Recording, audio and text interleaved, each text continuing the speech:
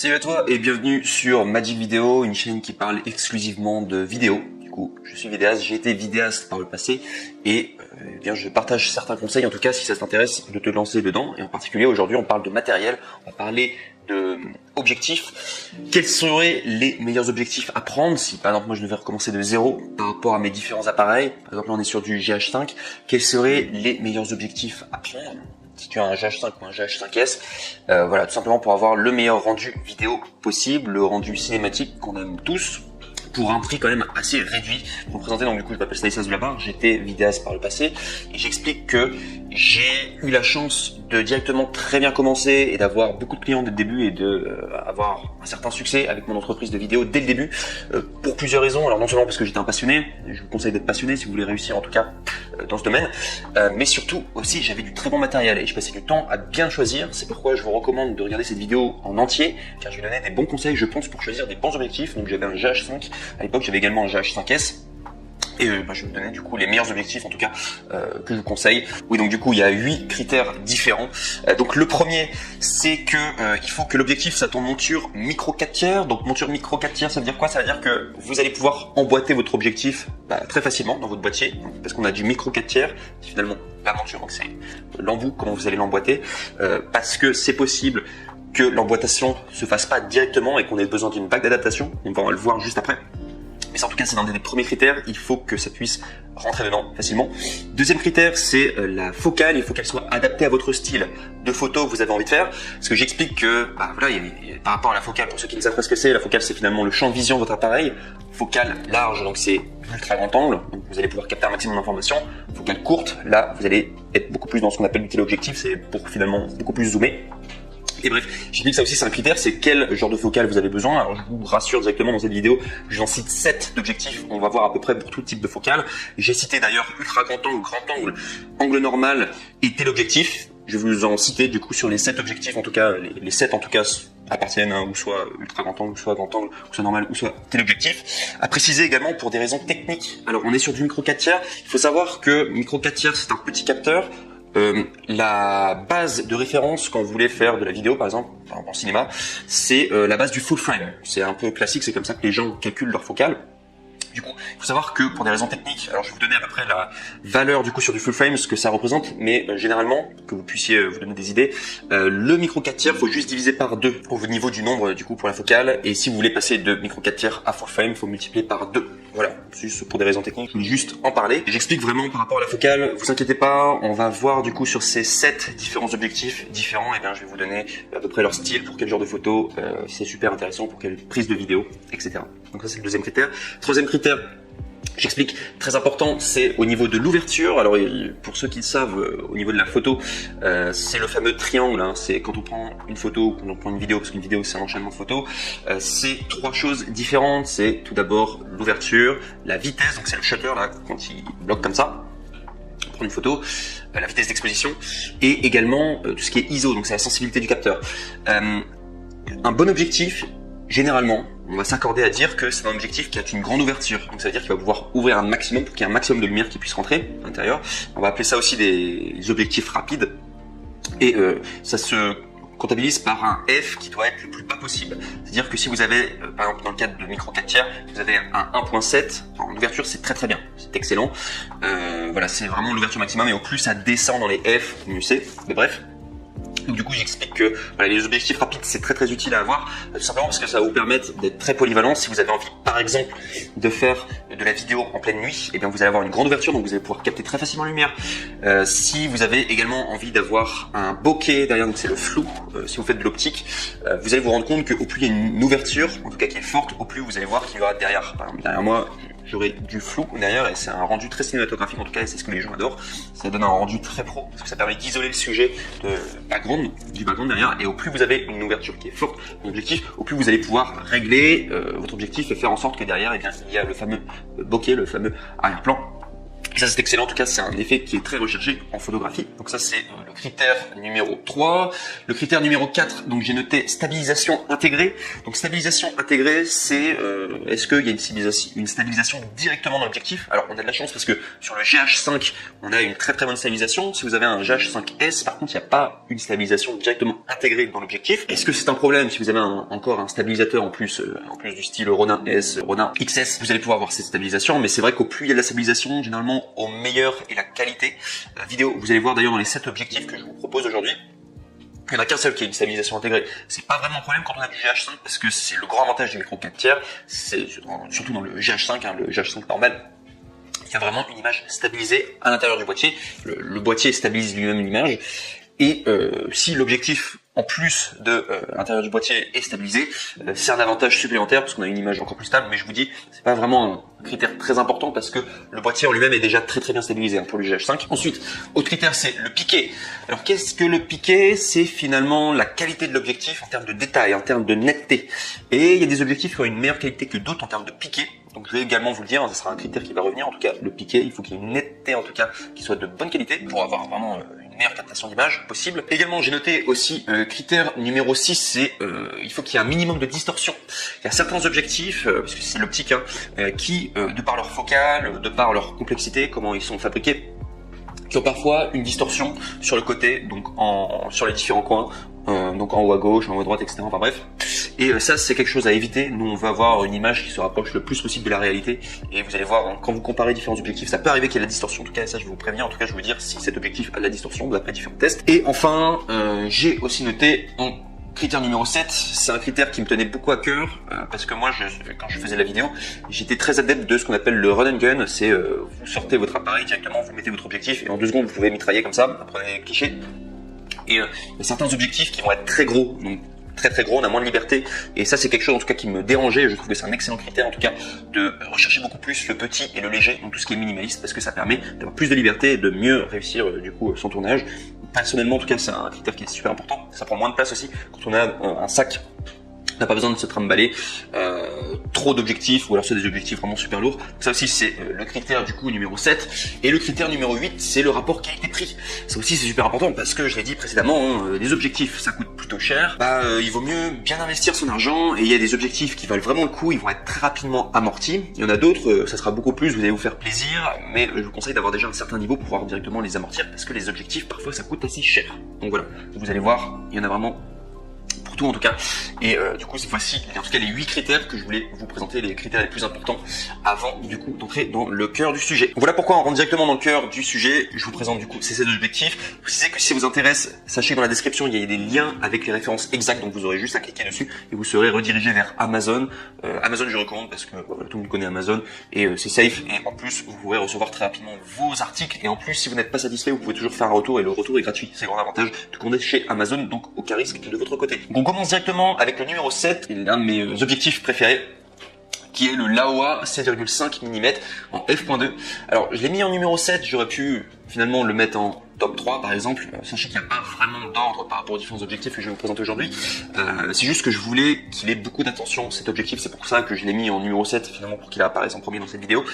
Mais c'est probablement mon objectif préféré que j'ai eu du coup sur mon GH5. Pourquoi? Parce que c'est un objectif ultra grand angle et du 7,5 mm sur du micro 4/3, ça fait du 15 mm sur du full frame. C'est extrêmement large comme focale. Et c'est vraiment sa grande particularité, c'est un objectif unique que j'ai adoré utiliser. Je recommanderais cet objectif notamment si vous voulez faire des clips musicaux, parce que vous allez pouvoir avoir des angles super grands avec un maximum d'informations.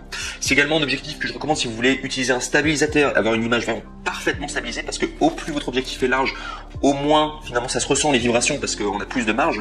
Je sais pas si c'est clair, mais admettons, vous avez une focale qui est quand même très serrée, très courte en téléobjectif, vous faites une moindre vibration, directement ça se voit. Dès que c'est très large, ça se voit pas trop les vibrations. Donc ça vous permet d'avoir une image parfaitement stable. Si vous voulez faire des clips, avoir des plans assez spéciaux, parce qu'il n'y a pas autant de caméras qui ont une focale aussi large, donc vous allez vraiment vous éclater. Moi quand je l'avais eu, ça a vraiment totalement changé mon appareil, je l'ai vraiment adoré, vous pouvez capter un maximum d'informations. Tout le monde l'adore cet objectif, juste pour vous dire. Tout le monde dit qu'il est révolutionnaire, en tout cas le 7,5 mm en f.2.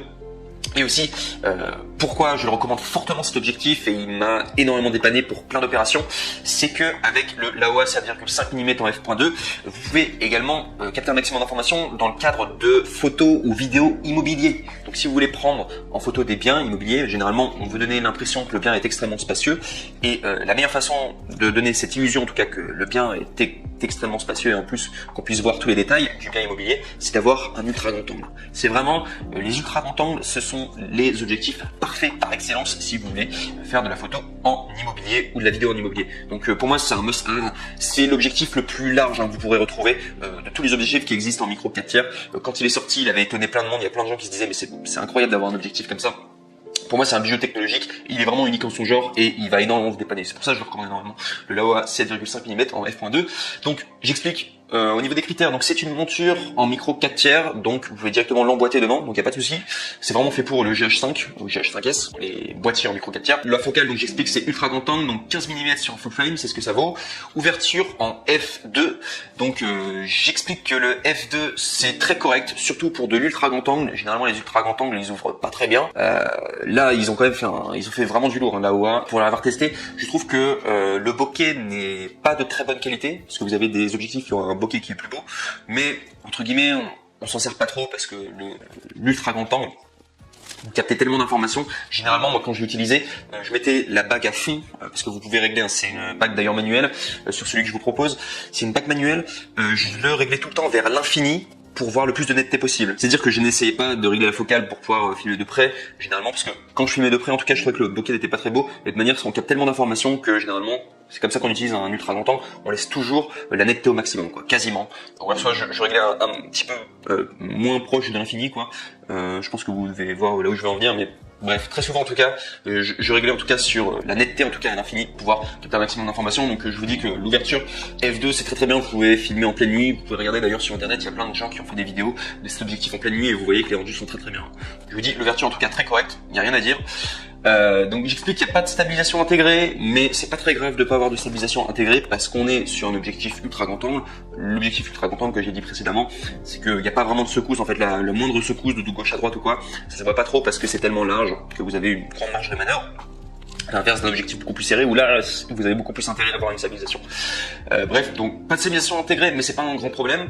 J'explique aussi piqué de haute qualité. Cet objectif il marche très bien. Vous pouvez filmer du 4K ou quoi avec. Moi en tout cas j'ai trouvé que ça fonctionnait bien, la netteté était très bien en tout cas.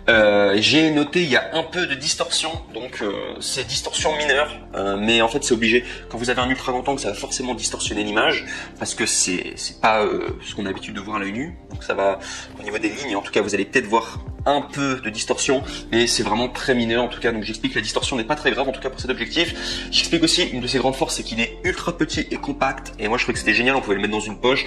Quand j'allais faire des tournages, pour tout vous dire, hein, moi j'avais le top 7, le top 6 et le top 5, on va le voir dans un instant, et c'est vraiment des objectifs très petits, très compacts, et j'adorais les avoir parce que on peut les mettre dans sa poche. On sait qu'il y a de la bonne technologie, et ça coûte cher, hein, ça coûte 650 € le prix, mais on l'a en tout cas, on sait que ça prend pas trop de place, alors ne le perdez pas, mais je trouve que c'est quand même très agréable d'avoir des petits objectifs tout simplement qu'on peut transporter, et je trouvais que c'était une vraie force en tout cas qu'il avait. Je préfère ça plutôt qu'un objectif qui prend plein de place, surtout je filmais avec mon appareil, vous allez voir, hein, vous allez vous donner une représentation au niveau de la taille, mais ça fait à peu près ça quoi, genre si je le tiens dans ma main, c'est à peu près ça comme taille, c'est vraiment tout petit. Génial en tout cas, et j'explique aussi. Dernier point, c'est au niveau du rapport qualité-prix, donc il coûte à peu près 650, donc c'est le prix. J'explique que le rapport qualité-prix est vraiment incroyable, hein. Vous allez forcément l'utiliser, si vous faites de la photo immobilier, vous allez forcément avoir, si vous voulez vous lancer à fond dans la vidéo, vous allez forcément avoir des occasions où vous allez devoir faire de la photo en immobilier ou de la vidéo en immobilier, donc ça sert à mort. Pour moi c'est un objectif qui va être très vite amorti, et c'est même un objectif, moi après je faisais différents tournages, je me demande comment j'aurais pu faire certains tournages si je n'avais pas cet objectif. Pour moi c'est vraiment un must-have, et il m'a sauvé plein de fois. Donc je recommande beaucoup en tout cas le Laowa 7,5 mm en f2. À préciser que c'est numéro 7, mais j'aurais pu le mettre dans le top 3, c'est juste parce que je voulais qu'il ait plus d'attention, c'est pour ça que j'ai commencé par celui-ci, en numéro 7. On passe maintenant au numéro 6, qui est le premier objectif que j'ai eu avec mon GH5, c'est le Lumix 25 mm en f1.7. Pour tout vous dire, c'est je venais d'acheter mon GH5 au tout début quand j'ai commencé, et je savais pas quel objectif prendre, j'ai vu qu'il y avait plein de monde qui le recommandait, celui-ci. Et vu qu'il était pas cher du tout, j'ai directement sauté sur l'occasion. C'est le moins cher que je vous présente aujourd'hui sur cette liste. Il coûte 130 euros, à peu près 150. Il coûte moins de 200 euros en tout cas, un truc comme ça. Et c'est l'un des moins chers que vous pouvez trouver. Et c'est un excellent rapport qualité-prix. C'est le meilleur rapport qualité-prix que vous pourrez trouver. Donc je vous explique. C'est donc au niveau des critères, un objectif en monture micro 4 tiers. La focale, c'est là où il va être très intéressant. Et pour moi, vous devriez en avoir un d'objectif de ce type de focale, donc en 25 mm sur un micro 4 tiers, parce que c'est une focale normale. Voire une focale en portrait si vous voulez prendre des photos du coup des gens. Et j'explique, donc c'est du 50 mm sur du full frame, et la grande particularité c'est que le 50 mm c'est par rapport à l'œil nu tout ce que vous voyez avec votre œil, alors pas en termes de champ de vision mais en termes de de distorsion, de représentation des choses. Le 50 mm c'est quasiment la même chose que ce qu'on voit à l'œil nu. Donc quand vous allez prendre des plans avec cet objectif là, c'est un rendu très très pro, avec le rendu vraiment parfait comme si vous le voyez avec un œil nu. Alors c'est au niveau de du champ vraiment de la focale, c'est quand même plutôt serré, je considère enfin on est sur une focale normale quoi, donc c'est quand même assez espacé, mais au niveau du rendu c'est génial, la distorsion etc il y en a quasiment pas quoi, et ça a un rendu ultra professionnel et les gens adorent cette focale, en tout cas le 50 mm sur le full frame, donc là c'est du 25 mm et je peux vous dire que c'est vraiment excellent. L'ouverture aussi, on est sur du 1.7. Alors il y a des objectifs qui descendent plus bas au niveau de l'ouverture, mais je vous dis déjà à 1.7 c'est juste génial ce que vous pouvez faire. Le bokeh de cet objectif est juste incroyable. D'ailleurs si je dois vous recommander un petit secret, si vous voulez faire des super plans, à chaque fois je faisais ça quand j'étais sur différents tournages, c'est que je prenais cet objectif là, je réglais le nombre d'images par seconde de mon GH5 sur 180 images par seconde et je filmais des choses de proche au ralenti, et il a un ralenti juste incroyable au niveau du bokeh etc, ça donne un rendu ultra pro, donc c'est ce que je vous recommande de faire en tout cas. Donc j'explique, c'est du 25 mm en ouverture 1.7, le bokeh est juste incroyable, surtout pour le prix quoi, je trouve que c'était un truc de malade. Donc je le recommande fortement. J'explique qu'il n'y a pas de stabilisation intégrée, mais c'est pas grave parce que le GH5, surtout si vous avez la version normale, la stabilisation interne est extrêmement solide. Si vous avez en plus de ça un ralenti le ralenti est extrêmement solide sur le GH5, vous n'avez pas besoin de stabilisation supplémentaire. Également aussi, le piqué, je l'ai trouvé de très haute qualité. Je trouve que ça capte vraiment bien l'information. Il n'y a pas de distorsion. Selon moi en tout cas, je trouvais qu'il n'y avait vraiment pas de distorsion par rapport à cet objectif. Et j'explique aussi qu'il est très léger et compact, c'est une de ses forces. Moi j'adore les objectifs légers et compacts, et le rapport qualité-prix est juste incroyable pour l'utilité. Je dirais que cet objectif là, moi quand j'étais sur les tournages, il me servait à prendre les détails, parce que quand moi je fais des vidéos, j'aime bien prendre tout l'ensemble de la scène. Donc généralement je le fais en grand angle ou en ultra grand angle, tout l'ensemble de la scène, et après je prenais donc du coup des plans beaucoup plus serrés du coup avec cet objectif qui est pas trop non plus trop serré, mais juste voilà, pour prendre des petits détails comme ça fonctionne très bien en tout cas, et ça coûte pas cher quoi. Pour à peu près, moi d'après mes souvenirs, il est à peu près à 150 euros cet objectif, donc je le recommande énormément, et voilà, pour le prix vous allez être juste choqué du résultat quoi. Il est vraiment super bien cet objectif, je le recommande vachement, il a une utilité de malade, tout ça pour moi c'est un must have à avoir quoi. Si vous n'avez pas cette focale, en tout cas 25 mm sur micro 4 tiers, c'est ultra puissant. Lumix 25 mm f1.7. On arrive au numéro 5, alors c'était le dernier que j'avais acheté d'ailleurs quand j'avais le GH5, mais qui est génial, et pour moi j'aurais dû l'acheter avant, je vais vous expliquer pourquoi. C'est le Leica 15 mm f1.7, donc comme vous voyez sur l'image, donc c'est une monture en micro 4 tiers, et j'explique que c'est une focale grand angle, qui paraît du coup de 30 mm sur du full frame. Cet objectif est génial, pourquoi pour quel genre de photo, surtout si vous voulez, photo ou vidéo, si vous voulez vous filmer vous-même en vidéo. Alors là je suis en train de me filmer avec un iPhone en ce moment, mais juste pour vous dire, la distance entre moi et l'iPhone, c'est à peu près ça. Je vais vous donner à peu près ça comme distance entre moi et mon iPhone. Et sur le GH5 que j'avais, et bien c'est à peu près la même distance quoi. Donc du coup vous dites, là je suis en train de me filmer, pour moi c'est vraiment la distance parfaite pour pouvoir se filmer si vous voulez faire des vidéos YouTube ou quoi, vous filmez en face caméra, parce que vous allez directement pouvoir vous voir sur le retour en écran, vous n'allez pas être trop loin de la caméra, et aussi c'est la focale parfaite si vous voulez créer de la proximité avec votre audience, parce que votre audience sur YouTube, vous voulez créer de la proximité, faut pas être trop loin. Si vous êtes trop loin, vous allez paraître peut-être un peu plus froid, professionnel mais un peu froid. Si c'est trop proche, ça déforme un peu votre visage, et je trouve que ça rend moins bien. Moi en tout cas c'est vraiment la focale que j'ai préférée, et je l'avais d'ailleurs acheté exprès pour pouvoir me filmer en face caméra, pour faire des vidéos YouTube, parce que je trouvais que la focale était juste parfaite pour ce genre de choses. Donc pour vous filmer vous-même, mais après c'est une focale aussi qui peut être créative. Si vous voulez filmer des plans de près, voilà, toutes les focales en tout cas sont différentes et sont à prendre. En tout cas si vous voulez voilà, faire du B-roll par exemple, pour filmer plein de détails ou quoi. Et en plus c'est plutôt du grand angle, donc vous pouvez aussi filmer la scène de manière générale. Donc j'explique, en tout cas c'est une focale grand angle, les cas excellente qualité. Ouverture, donc c'est du f1.7, ça suffit largement. Du f1.7, alors des fois peut-être j'aurais peut-être voulu que ça ouvre un tout petit peu plus, mais déjà du 1.7, c'est incroyable. Vous avez un bokeh en plus d'excellente qualité. Pour moi, le Leica en 15 mm, là, comme ça, 1.7, j'ai l'impression que c'est quasiment le même que le Lumix, mais avec une focale différente en termes de qualité, etc. Voire même, il a peut-être une meilleure qualité. Le Leica, on en revient après quand on parlera du piqué, mais il est excellent. J'explique quand même que il n'a pas de stabilisation intégrée, mais ce n'est pas un problème puisqu'on est déjà sur du grand angle. Et en plus, le GH5 a une stabilisation intégrée. Donc, si vous prenez un stabilisateur en plus, vous n'allez pas avoir de soucis, quoi, je vous dis, si vous êtes par exemple sur du GH5S.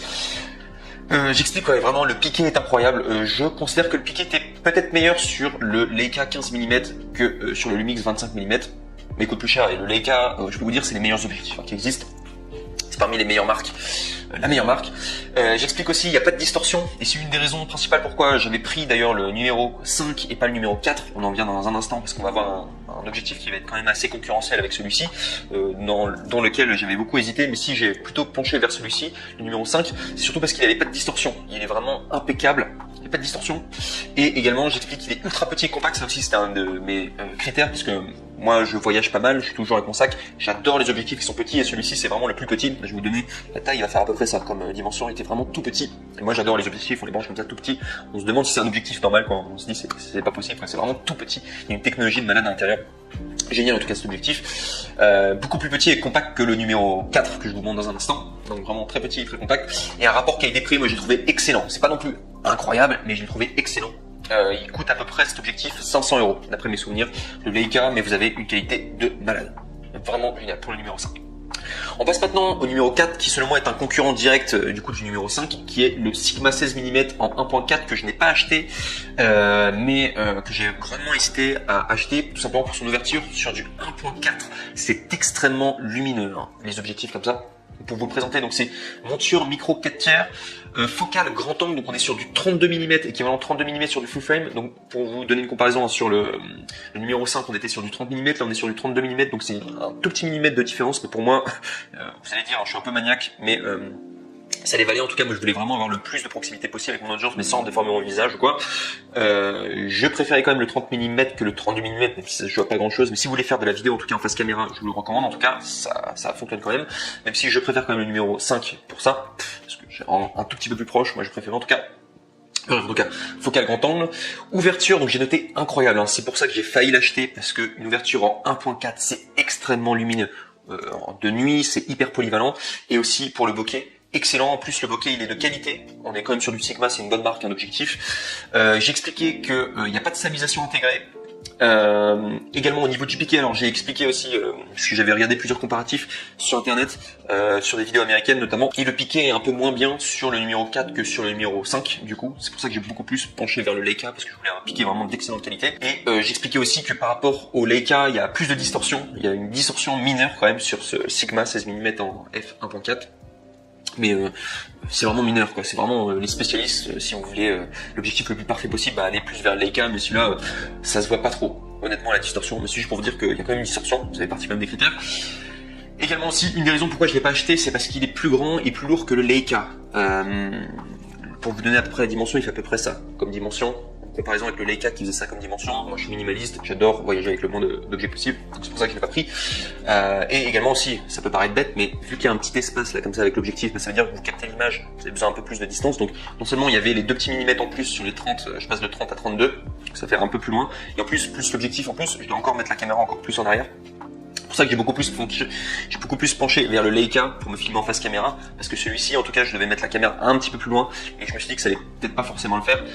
Voilà, c'est une des raisons en tout cas pourquoi voilà, numéro 4 ou numéro 5 c'est la grande différence avec le Leica. Donc pour une histoire aussi de longueur, du coup il est un petit peu plus grand et aussi un petit peu plus lourd. Du coup je crois qu'il est 4 fois plus lourd celui-ci que le Leica, parce que le Leica est super léger vu qu'il est tout petit.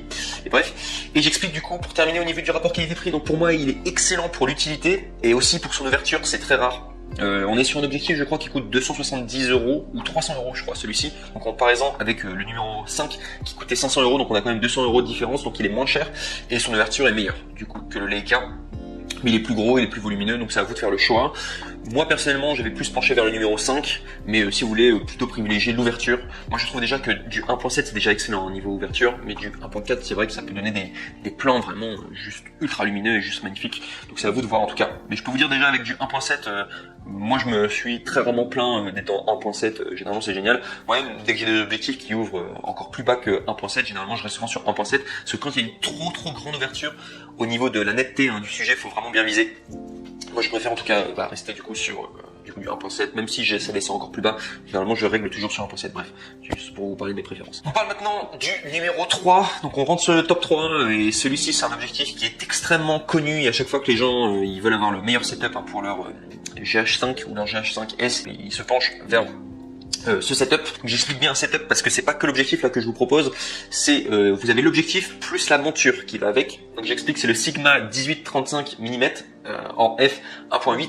Donc j'explique du 18-35 mm, ça veut dire que vous allez avoir le choix entre les différentes focales, parce que jusqu'à présent je vous montrais des focales prime, ça s'appelle, ça veut dire que c'est des focales fixes qui bougent pas. Là vous allez avoir un appareil auquel vous allez pouvoir bouger le zoom, donc vous allez avoir un petit peu plus de liberté, ça permet d'avoir un objectif un peu plus polyvalent et de ne pas avoir à changer du coup d'objectif. On est sur le Sigma 18-35 mm en ouverture f 1.8 sur une monture Canon. Donc il faut savoir que là vous êtes sur la monture Canon, vous allez avoir, j'explique que c'est bien un setup, parce que vous avez l'objectif et vous allez devoir avoir une bague d'adaptation. On appelle ça une bague d'adaptation, c'est finalement un speed booster parce que c'est un peu plus technique, qui vous permet de du coup avoir sur la, parce que vous avez un micro 4 tiers, vous n'avez pas une monture Canon, vous allez pouvoir tout de même emboîter cet objectif du coup dans votre GH5, malgré le fait que ce soit une monture micro 4 tiers et que cet objectif soit en monture Canon, vous allez pouvoir faire l'adaptation grâce à la bague du coup d'adaptation Speed Booster Viltrox. Alors moi je recommande le Viltrox, vous avez également le Metabone, mais moi j'ai fait de longues recherches, en tout cas je me suis rendu compte que le Viltrox était beaucoup moins cher. On est sur, au niveau du prix sur le Viltrox, on est sur 200 € à peu près pour le Speed Booster.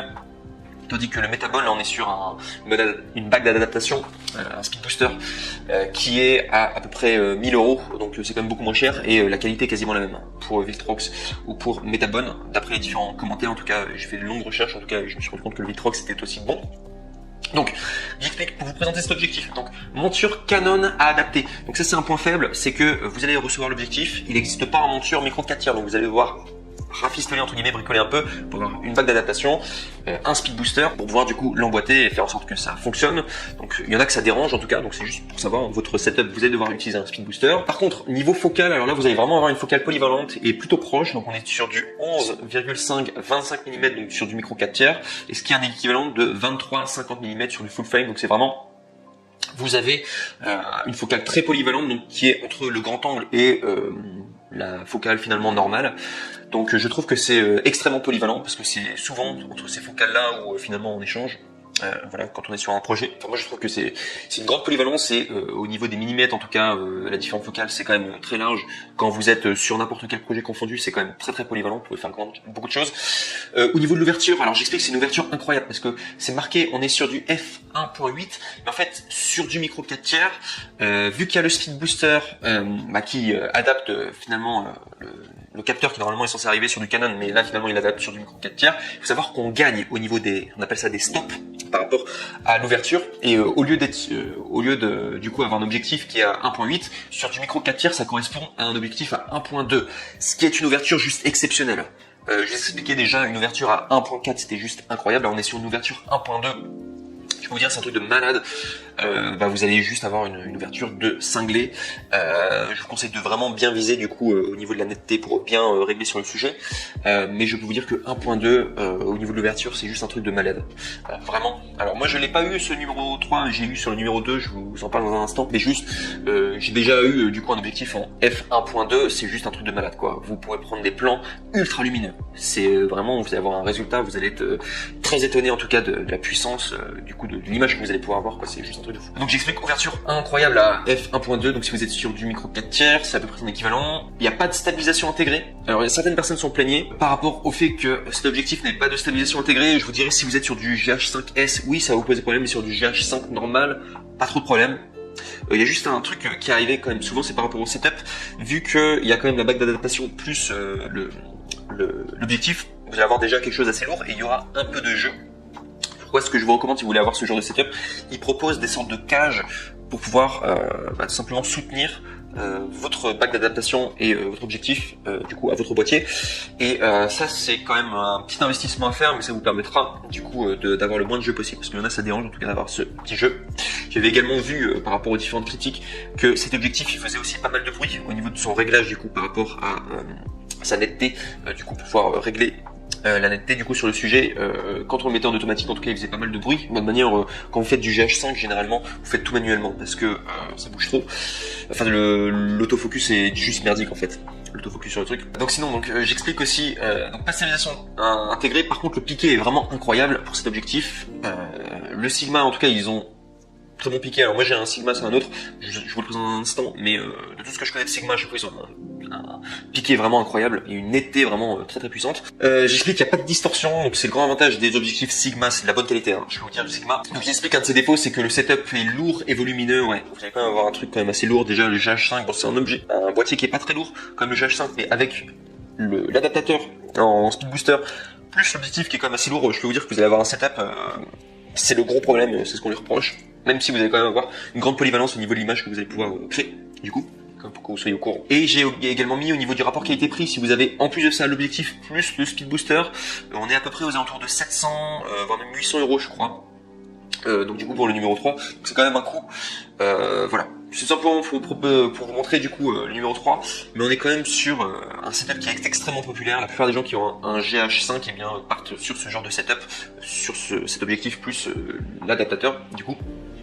Donc c'est un peu plus cher, mais ça vous permet d'avoir une qualité d'image en f1.2, c'est juste exceptionnel, et également avec une focale qui est finalement une focale zoom auquel vous pouvez régler. Et il faut savoir que c'est assez rare généralement quand on a des focales qui sont zoom, le fait de zoomer généralement l'ouverture baisse ou alors soit l'ouverture augmente, et généralement c'est pas homogène, mais là on a la chance d'avoir un objectif, peu importe à quelle focale vous utilisez, parce que c'est un zoom, vous avez toujours l'ouverture qui reste identique, et ça c'est un grand avantage en tout cas. Donc c'est vraiment un luxe, même si c'est lourd, c'est son seul défaut finalement, c'est lourd et ça coûte cher, ce genre d'objectif. Le setup est vraiment bon, hein. Sinon c'est pour ça qu'il y a beaucoup de gens qui le prennent, et c'est pour ça que je le recommande en numéro 3. Donc pour du grand angle et angle normal quoi, si vous voulez faire des portraits etc. pour ce numéro 3. On passe maintenant au numéro 2, alors celui-ci je l'ai eu ce setup là et c'est juste un setup de malade, donc c'est à peu près l'équivalent du le même que le numéro 3, sauf que là cette fois-ci c'est pour du téléobjectif, donc pour filmer de plus loin, et c'est vraiment une machine de guerre ce truc là. Donc Sigma 50 100 mm f1.8 sur monture Canon, plus Speed Booster Viltrox EF M2. D'ailleurs, pour information, je vous invite à cliquer sur les liens exacts dans la description si vous voulez avoir les bonnes références exactes, parce que vous pouvez vous tromper au niveau des Speed Boosters et en prendre un mauvais. Là, vous cliquez sur les liens, vous allez pouvoir avoir finalement la référence exacte. Donc je vous explique que c'est une monture Canon adaptée, donc c'est pas du micro 4 tiers directement. Au niveau de la focale, donc j'ai noté une focale polyvalente et longue, donc on est sur du téléobjectif, et ça c'est un grand avantage. Moi j'adore les téléobjectifs. Quand je travaillais par exemple, je faisais des fois des vidéos de mariage. En soi, j'ai déjà fait aussi des événements où il y avait plein de gens, il fallait que je filme des visages, etc. Le mieux c'est d'être tenu à distance. C'est pour ça que cet objectif il va être très intéressant si vous voulez un téléobjectif pour filmer de loin, parce que moi j'étais très loin et je prenais des super clichés et je m'embêtais pas quoi. J'étais comme ça, je réglais à grande distance et je prenais des photos, j'étais peut-être à 15 mètres quoi, et ça marchait bien quoi. Voilà, on est sur du 35-70 mm sur du micro 4 tiers, ce qui est l'équivalent de 70-140 mm sur du full frame, donc on est vraiment sur du téléobjectif quoi. C'est pas non plus téléobjectif de malade pour de la photo animalière de très très loin, genre vous êtes dans un safari ou quoi, vous êtes quand même sur un très bon téléobjectif, et pour moi c'est utile d'avoir ça. Donc, quand vous voulez ne pas déranger les autres, finalement les gens sont dans leur intimité, vous les prenez par surprise finalement, la photo sans qu'ils s'en rendent compte, c'est exactement ce genre d'objectif en tout cas que je vous recommande d'avoir, ce genre de photo ou de vidéo à faire. L'ouverture, j'explique, c'est une ouverture incroyable, j'ai pu le tester par moi-même, du f1.2, donc du coup c'est l'équivalent sur du micro 4 tiers, donc exactement pareil avec le numéro 3, c'est un truc de malade. Au niveau de la focale, mais j'ai pris des plans mais juste de malade avec cette ouverture, j'étais très étonné de la qualité quoi. Je peux vous dire c'est une qualité cinématographique mais de ouf.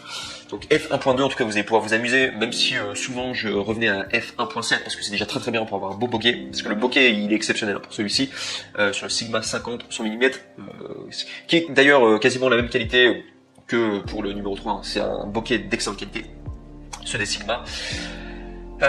Donc voilà, ouverture incroyable, pas de stabilisation intégrée, c'est peut-être un de ses défauts, c'est pourquoi je vous recommande, si vous voulez prendre ce genre d'objectif, utilisez-le sur un GH5 et non sur un GH5S, parce que le GH5 a une excellente stabilisation intégrée directement dans le boîtier, et combiné avec cet objectif là, il n'y a pas de souci. Moi je trouvais que l'image était très stable et je m'en suis jamais plaint, en tout cas. Donc voilà, il n'y a pas de stabilisation intégrée, mais finalement c'est pas tant de problème que ça. Moi plein de fois en tout cas je prenais des clichés très très loin, j'étais pas du tout embêté. J'explique que le piqué est incroyable, ouais vraiment incroyable pour celui-ci. Je trouvais que c'était vraiment un truc de malade. Pas de distorsion, l'image parfaite, extrêmement professionnelle. Vous allez vous faire plaisir en tout cas avec ça. J'explique cependant que le setup, de la même manière que le numéro 3, le numéro 2, le setup est lourd et volumineux. Pour vous donner un exemple de taille, hein. Pour celui-ci, j'avais un objectif qui faisait à peu près cette taille-là. Vous imaginez quand même, vous avez un objectif sans avoir au-dessus le pare-soleil. Juste, l'objectif faisait à peu près ça comme taille. C'est assez gros quand même, plus l'appareil, donc du coup ça faisait à peu près un setup gros comme ça. Si je voulais rajouter d'ailleurs le pare-soleil là, ça faisait à peu près ça comme taille, c'est juste un truc très très gros. Et j'ai trouvé que c'était quand même assez lourd. Quand je j'utilisais pas mon stabilisateur, hein, je le prenais vraiment comme ça à main. Et c'est vrai que c'était, on sent qu'on a vraiment quelque chose de lourd quoi dans la main. Au niveau des, je sais plus combien ça faisait, hein, au niveau des grammes, je crois que ça, on n'est pas sur 1 kg, mais le setup était quand même assez lourd, hein, quand même. Moi je me souviens, je faisais des sondages, je pouvais le faire pendant peut-être 1 heure, mais au bout d'1 heure, je commence à fatiguer, hein, et pourtant mes conditions physiques, genre ça va quoi. Donc juste pour vous dire, c'est un setup quand même lourd et volumineux, mais la qualité d'image que vous allez avoir en échange, c'est juste exceptionnel, c'est vraiment ultra professionnel. Donc je recommande beaucoup, c'est pour ça que j'ai mis en numéro 2. Et j'ai également mis, alors le rapport qualité-prix, il est plus cher, je pense, avec la bague d'adaptation plus objectif, vous allez payer à peu près 1000 €, je pense. C'est à peu près ce que j'avais payé. Mais derrière vous allez avoir de la qualité, et pour moi c'est un must have. Quand vous faites de la vidéo ou de la photo, il faut que vous ayez un téléobjectif au bout d'un moment. Si vous avez envie de ne pas déranger les gens et surtout de prendre des photos très naturelles, c'est un must have. Si vous faites des photos ou des vidéos de mariage, j'ai envie de vous dire, ça paye bien de manière de faire ça comme business. Vous allez vite amortir l'objectif, hein, de toute manière. Mais c'est vrai que c'est quand même un coût. Si vous êtes totalement débutant, je vous déconseille d'acheter un téléobjectif, hein. Ouais, les téléobjectifs, c'est ce qu'il y a acheté en dernier. Quand on a un GH5 ou un GH5S, je recommande de tout d'abord acheter un grand angle, un ultra grand angle si possible, et un angle normal. Mais les téléobjectifs, c'est vraiment tout à la fin, quand vous avez plusieurs objectifs différents, vous voulez vous faire plaisir. Prenez le téléobjectif que quand vous avez les moyens, quoi, derrière. C'est ce que je vous recommanderais. Mais la qualité d'image derrière est juste exceptionnelle, et vous allez avoir une qualité d'image tellement exceptionnelle que vous allez pouvoir vendre vos clips super cher, quoi. J'avais une qualité, je trouve ça incroyable. J'étais juste tout seul, quoi, à faire mes films, et on aurait dit que c'était des qualités cinéma, quoi. Et les clients étaient extrêmement contents, donc c'est comme ça aussi que je pouvais augmenter mes prix. Donc ça aussi, ça coûte plus cher, ok, le rapport qualité-prix, mais derrière vous avez une qualité d'image qui est tellement exceptionnelle que ça vaut vraiment le coup, quoi. Et vos clients sont contents, donc vous pouvez vous vendre plus cher, et finalement ça reste un bon investissement quand même faire. Et enfin, on va passer au numéro 1, qui est l'objectif, qui est souvent considéré comme le meilleur objectif que vous pouvez avoir sur le GH5. Alors un objectif assez spécial quand même, surtout que ce qui est très spécial, c'est que vous avez un téléobjectif, mais en prime, donc en focale fixe. C'est pas un zoom, qui est le Leica 42,5 mm en f1.2, et qui est une monture directement sur du micro 4/3. C'est un objectif de malade. Je vais vous expliquer déjà sa grande différence, c'est que c'est le seul qui est stabilisé de tous les objectifs. Alors non seulement vous avez la stabilisation du GH5, mais en plus vous avez la stabilisation intégrée du Leica du coup 42,5 mm en f1.2. Je peux vous dire que vous allez avoir une image ultra stabilisée, ça va être un truc de malade. Et je pense à cet objectif principalement si vous avez par exemple un GH5S, vous n'avez pas de stabilisation intégrée dans le boîtier du GH5S, avec le Leica 42,5 mm f1.2. Vous allez avoir une stabilisation en plus, et ça vous permet, parce que pourquoi les gens prennent du GH5S plutôt que du GH5, souvent parce qu'il y a une meilleure qualité au niveau des couleurs, vous pouvez avoir une plus grande gestion au niveau des couleurs. Vous avez par exemple le Vlog qui est déjà intégré, mais même au niveau de captation des couleurs il est un petit peu mieux, le GH5S, surtout aussi on peut filmer dans le noir avec le GH5S. Et en tout cas, je pense que ce sera un objectif qui serait bien compatible en tout cas avec le GH5S. Par contre, c'est un objectif prime, hein. Vous allez avoir une qualité de malade, mais c'est pas très polyvalent. Vous pouvez pas changer le zoom. Et pour un téléobjectif, ça peut être handicapant, mais en même temps, le fait que ça soit du prime, ça va vous forcer à être créatif et à trouver des nouveaux angles. Donc je pense que c'est pas tant un problème que ça. Parce que c'est vrai que moi, ma façon de travailler quand j'avais un téléobjectif, c'est je faisais du zoom, je zoomais, etc. Je filmais tout le monde. Là, vous allez devoir vous déplacer plutôt que c'est vous qui devez bouger comme ça avec votre main. Vous allez devoir vous déplacer en tout cas pour prendre des super clichés. J'explique. Grand avantage déjà, on est sur une monture micro 4/3, donc vous achetez l'objectif directement, vous pouvez l'emboîter sur votre GH5, et il est vraiment fait pour, excellent en tout cas. C'est un bijou technologique, hein. Cet objectif, c'est la meilleure qualité d'image que vous pourrez avoir pour du GH5, vous n'allez pas en revenir en tout cas. de la qualité que vous allez pouvoir avoir avec ça. J'explique, c'est une focale longue qui vaut l'équivalent de 85 mm sur du full frame. Donc on est vraiment sur le téléobjectif. Pas non plus trop loin, mais c'est quand même loin, quand même, 85 mm sur le full frame, l'équivalent. Ouverture incroyable en f1.2, donc c'est pareil finalement que le top 3 et le top 2, quoi. Mais là on est vraiment sur du f1.2 sur du micro 4 tiers toujours. C'est vraiment une ouverture incroyable. Vous allez pouvoir faire des images de maths, surtout que le bokeh est d'excellente qualité. C'est vraiment vous allez avoir un rendu cinématographique, quoi. C'est ce qu'on voit au cinéma, c'est un truc de fou. Donc j'explique, donc ça c'est un de ses grands avantages, c'est qu'il y a une stabilisation intégrée Power OIS. Donc grande différence, hein, vous pouvez l'activer, vous pouvez même l'activer et la désactiver directement à partir de l'objectif. Vous voyez là, je vais vous montrer à l'écran, mais vous voyez c'est directement ici, vous mettez on ou off, ça se met comme ça. J'ai également mis aussi, ce qui est excellent, c'est un de ses avantages, c'est qu'au niveau du poids et de la taille, c'est assez petit et pour des performance vraiment de téléobjectif. Alors, bien sûr on est sur un prime, objectif prime, donc c'est normal que ce soit un petit peu plus petit au niveau du coup de physiquement à quoi il ressemble l'objectif, mais c'est juste génial parce que vous allez avoir un setup quand même assez light, vous avez juste à emboîter l'objectif et vous avez une qualité de malade en téléobjectif, donc ça vaut vraiment le coup. Donc j'ai mis poids et taille assez petit pour les performances, surtout parce que normalement les téléobjectifs vous avez un gros bazar, hein, c'est quand même très gros, là vous avez quand même un truc assez petit, en plus il est plutôt discret, donc génial en tout cas. Enfin pour terminer, le rapport qui a été pris, j'ai mis qui était cher quand même, le rapport qui a été pris, cet objectif en lui-même il coûte 1200 €, 1200-1300 il me semble, mais j'explique qu'il va être vite amorti parce que vous allez avoir une qualité d'image qui va être tellement exceptionnelle que vos clients vont être trop contents, vous allez être recommandé, vous allez être fiers aussi de vos films. C'est pas l'objectif auquel je conseille d'acheter si vous n'avez jamais eu d'objectif pour le GH5, mais quand vous commencez à avoir plusieurs objectifs, vous voulez investir dans un objectif vraiment le plus magnifique pour vraiment pousser au maximum les performances de votre GH5 ou votre GH5S, prenez celui-ci, en tout cas le Leica 42,5 mm en f1.2, vous allez être choqué des résultats, quoi. Je le recommande vraiment, il est en plus noté comme étant le meilleur objectif de tous les temps de GH5, donc c'est pour ça que je l'ai mis en numéro 1. Je peux vous dire, vous allez faire des vidéos juste incroyables avec le numéro 1 Leica 42,5 mm en f1.2. Donc voilà tout en tout cas pour cette vidéo, j'espère que ça vous aura plu. Donc n'oubliez pas de regarder dans la description pour avoir les références exactes si vous intéresse en tout cas. De pouvoir les commander directement sur Amazon, parce que je recommande tous mes objectifs, je les achète tout le temps sur Amazon, comme ça je suis certain si jamais il y a un problème, je peux renvoyer l'objectif, il n'y a pas de souci, et en plus c'est livré assez rapidement. C'est pour ça que voilà, je recommande plutôt d'aller sur Amazon, donc regardez dans la description en tout cas si ça vous intéresse, et sinon, eh bien, je vous remercie pour votre attention, et je vous dis à très bientôt dans une prochaine vidéo. C'était Magic Vidéo, c'était Stan, et je vous dis à plus. Ciao ciao.